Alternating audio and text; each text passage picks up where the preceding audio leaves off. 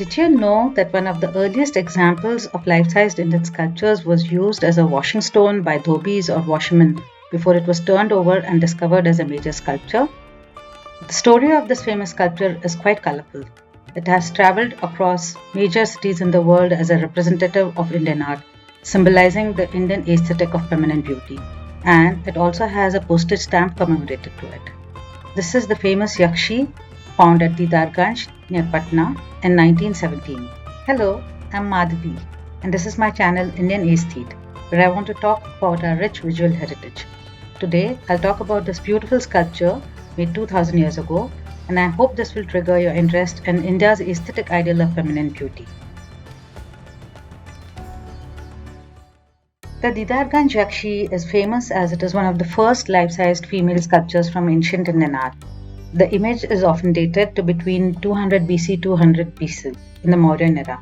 While the date has been disputed, its so-called Mauryan characteristics are the material, the same buff sandstone that was used to carve the Mauryan pillars with capitals commissioned by Emperor Ashoka in the 3rd century BC, as well as the Mauryan polish that has been given to the sculpture. But many historians date it to 200 to 400 years later due to some of its stylistic features.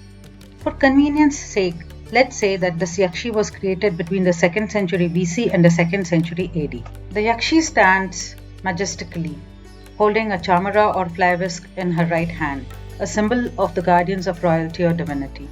The broken left hand might have jutted out, holding the other end of her dupatta-like garment.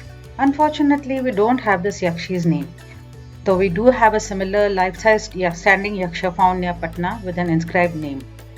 Yakshas and Yakshis were popular guardian deities of trees and other natural elements and were worshipped by people, Yakshis particularly for their association with fertility. This cult became closely associated with Buddhism, and in the earliest Buddhist sites, we see them on the railings of stupas or guarding the signs representing Buddha, such as at Bharut in Madhya Pradesh, at Pauni in Maharashtra, and at Amravati in Andhra Pradesh. Often their names are mentioned in the inscriptions by donors, who are mostly merchants or guilds of artisans. Why is this sculpture so unique? Firstly, because it's life-sized, standing 5 feet 2.5 inches tall over an 18-inch pedestal, all carved out of a single rock. From the pre-Christian era, there are only a couple of examples of Yakshis fully in the round from Besnagar, and these are badly eroded.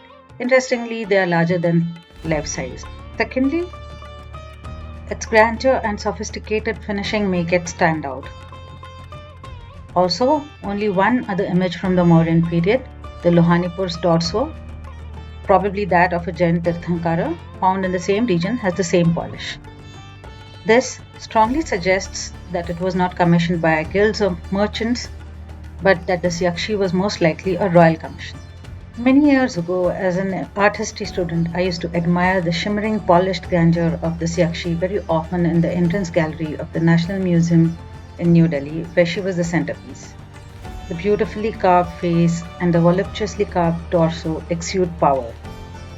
This image seems to portray a mature woman who has borne children, suggested by the light bulges under her navel.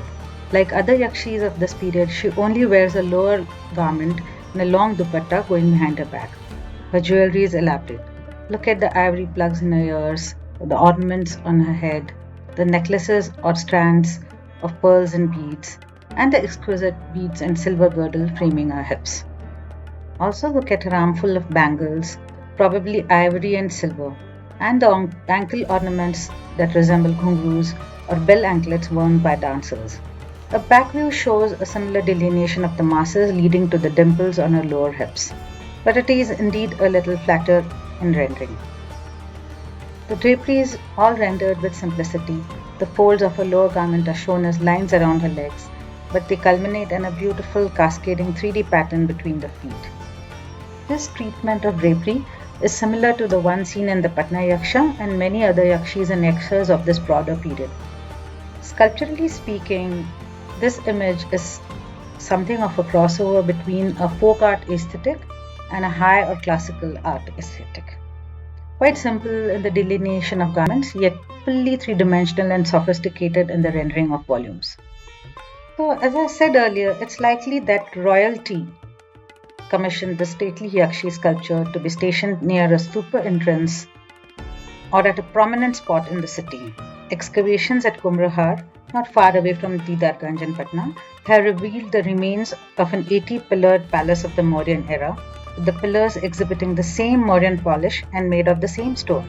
About 300 BC, Megasthenes, the celebrated Greek ambassador at the court of Chandragupta Maurya, described ancient Pataliputra, today's Patna, as the biggest city in India. Historians have suggested that she could have been one of the guardians of the eastern entrance gate to the city, located at the river bank where she was discovered.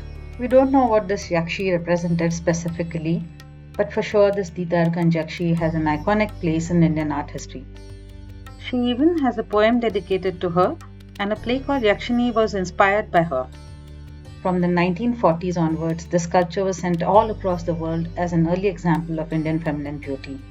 When, in the 1980s, after a foreign travel, the sculpture was damaged due to a small dent on the Yakshi's cheek, the Patna Museum authorities had a big spat with those at the National Museum in New Delhi. Now she has permanent residence in the Patna Museum and will not be sent out, which is quite fair. Like any other major monument, it is the Yakshi that should draw tourists to Patna to admire her, not vice versa. As I've mentioned earlier, this Yakshi sculpture is important as it is one of the earliest life-sized, well-preserved manifestations of the aesthetic of our entire 2000 plus years of stone sculptures. It's perhaps the first example of the Indian aesthetic of the female form, with an impossibly thin waist contrasting with the heavy breasts and the wide hips. This is a uniquely Indian rendering of volumes melting into each other, with the jewelry details enhancing the body's form. This is developed and refined over centuries throughout the Indian subcontinent. This early aesthetic signature represents the essence of how the ancient Indian culture thinks of the human body, and it is quite distinct from the way, say, how contemporary cultures such as Greeks or Romans saw it. Why is this ancient sculpture of interest to us today? I believe that it's a marker of our cultural wealth and a very solid expression of our idea of beauty. We get a glimpse into what garments, jewelry, and headgear were popular in that era, not just from this but other coeval sculptures. We also learn that male or female nudity was neither considered indecent or obscene. Our ancient culture celebrated the beauty of the human form as a manifestation of the divine. This Yakshi is depicted as a smiling, supremely confident woman who is worshipped. The other Yakshis of this broader period are sometimes shown standing on elephants or demons to display their power. This one doesn't need to. She seems powerful as she is. And that is something to think about, isn't it? What do you think about this Yakshi figure? Does this change your own perspective of the status of women in our ancient history? Does it inspire you? Do you think it's a very exaggerated form, not very realistic, and wonder why? Do you want to know more about the Yaksha cult or about early Indian art and see some more examples? I'm very keen to know. Do leave your thoughts in the comment section below. If you like this video, please like it and subscribe to my channel. My effort is to enjoy with you the most beautiful masterpieces in India's history of art and to enthuse you to get richer with this knowledge. Your subscription and comments will help me make my content more relevant for you. Thank you for watching.